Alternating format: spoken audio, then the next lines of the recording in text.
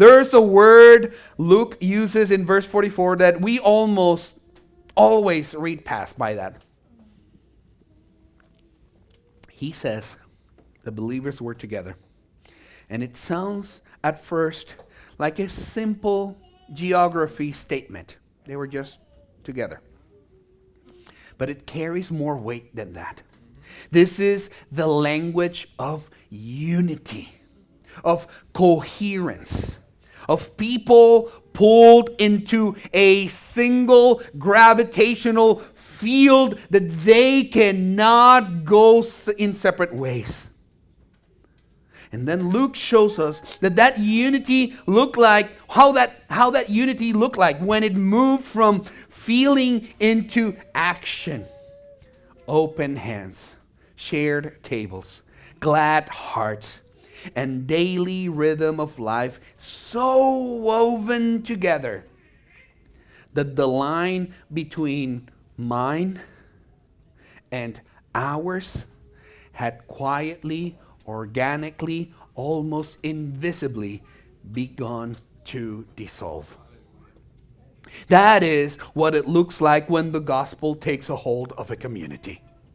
Both verbs in this verse 45 are in the imperfect tense, which means this wasn't a one-time purge of a storage unit. This wasn't a garage sale. This was a habit, a rhythm. When someone had a need, someone else sold something. As need arose, grace responded.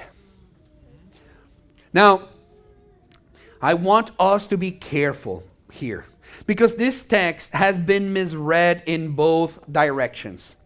Some say that this is the model every Christian community should hold all property in common. Private ownership is incompatible with the gospel. This text does not support that. Many still own their homes, as you see further on. Further on, verse 46 tells us that they broke bread in their homes. So they were not selling everything. They were selling what was voluntary from their hearts. Their giving was a responsive to the needs that arose. Peter's own words, even to Ananias in Acts chapter 5, makes this explicit. Didn't it belong to you before it was sold? And after it was sold, wasn't the money at your disposal? So no one was pressured or compelled to sell their things and to bring them. No law was passed on to them that they had to do those things. It was out of their hearts. The Spirit has done that. But the other misreading is just as costly and honestly more common in our churches. Since it isn't now compulsory, it must be basically optional for us to be giving. I can be a fully devoted member while holding my resources, not giving to the church at a comfortable arm's length from the needs and the people around me. And Luke will not let us live there either. Because he's not describing exception, he's describing the culture. All who believed.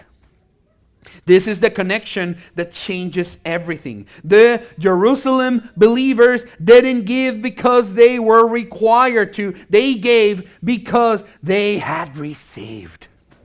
They had been on the receiving end of the most staggering generosity in the history of the universe. Romans 8:32. He who died, who did not spare his own life, but gave him up for us all. When you have been given Christ, the hold that your possessions have on you starts to loosen. Not because you force it, but because grace does something that in our clenched fist that no amount of willpower can do from the outside. And then look, describes the daily texture of their shared life, and it's almost disarmingly ordinary. They met in the temple courts and each other's homes. They ate together, they broke bread, and in the breaking remembered the body broken for them, the covenant sealed in blood.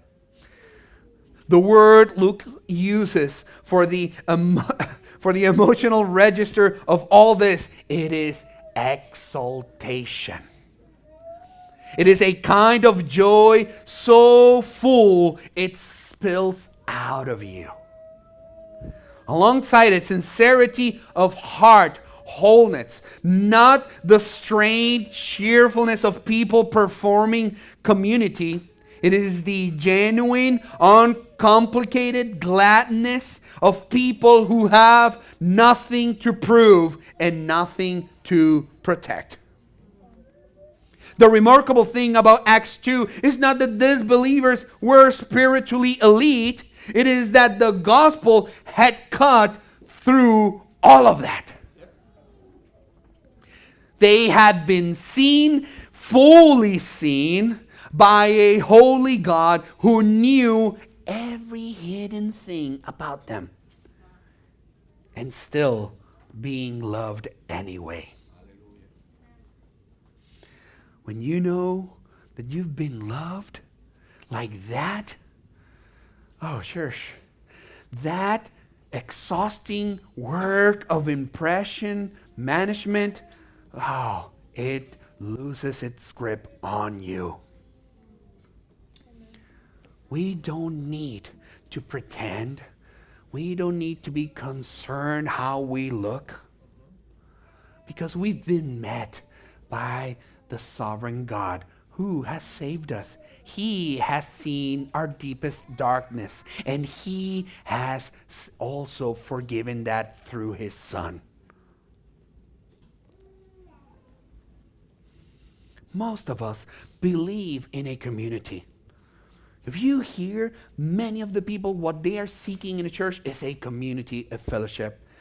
They want to value it. We want to value it. They want it, and we want it also.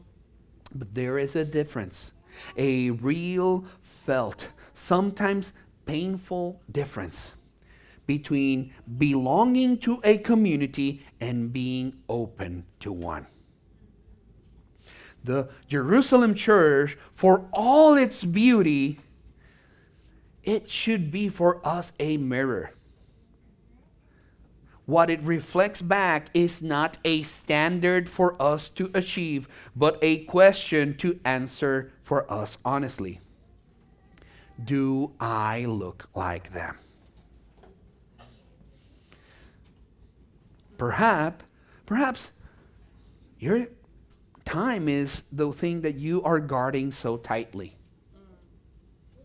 Perhaps it is the finances that you are just reluctant to release.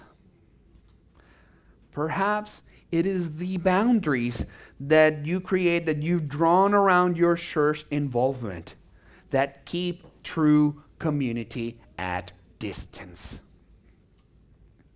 This kind of community does not emerge from good intentions or excellent programming. It emerged from a people so undone by the grace of Christ that their instinct is no longer self-protection but self-giving their whole lives. The good news is that answer to the question of, do I look like them, is not anymore about willpower. It is more about the gospel. It's going back to the cross and the empty tomb and letting the Spirit do what He has always done. loosen our grips, open our hands, open our lives, and produce in us the kind of glad and simple heart that holds nothing back from the people it's been giving to love.